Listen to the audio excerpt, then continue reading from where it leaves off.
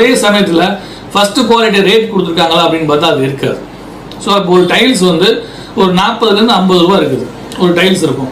இவங்க வந்து இவரோட ஃப்ரெண்ட் ஒரு வீட்டில் பார்த்தீங்கன்னா 100 ரூபாய்க்கு போட்டிருப்பாங்க. அந்த டைல்ஸ் நம்ம வீட்டுக்கு போகணும்னு ஆசைப்படும் போது இந்த கான்ட்ராக்டர் சொன்னால் அவரால் கொடுக்க முடியாது. ஸோ இந்த மாதிரி வந்து ஒவ்வொரு ப்ராடக்ட்லேயும் வந்து கஸ்டமரோட எதிர்பார்ப்பு ஜாஸ்தி இருக்கிறதுனால தான் நமக்கு வந்து பிரச்சனை வருது. சம்டைம்ஸ் வந்து கான்ட்ராக்டர் இஷ்யூ இருக்குது. நம்ம அதையும் இல்லைன்னு சொல்ல முடியாது. அதுக்காக வந்து நான் இந்த தொழில் இருக்கிறேன் எல்லா கான்ட்ராக்டரும் வந்து பர்ஃபெக்டானால அப்படின்னு சொல்ல முடியாது. இவங்க சைடில் எதுவுமே குவாலிட்டி வந்து இஷ்யூஸ் வந்து சில கம்பி கம்மியாக போடுறது, சிமெண்ட் கம்மியாக போடுறது, ஃபவுண்டேஷனோட டெப்த்து கம்மியாக கொடுக்குது, இந்த மாதிரி பிரச்சனைகள் இருக்க தான் செய்யுது. இதில் என்னன்னா கடைசியாக வந்து ப்ராப்ளம் வரும்போது 2 பேருமே வந்து கொஞ்சம் கிளைண்ட் ஸ்ட்ராங்கான அளவோ இல்லை இன்ஜினியர் ஸ்ட்ராங்கான அளவோ இருந்தாங்கன்னா ஒன்று அது லீகல் இஷ்யூவாக மாறுது. இந்த லீகல் இஷ்யூ நீங்கள் போய் கடைசியாக வெளியே வரும்போது நம்ம ஏதாவது இதில் சாதிச்சிருப்போமா அப்படின்னு பார்த்தா எதுவுமே சாதிச்சிருக்க மாட்டோம். 2 பேருமே சாதிச்சிருக்க மாட்டோம். 2 பேருடைய டைமும் போயிருக்கும், 2 பேருடைய பணமும் போயிருக்கும்.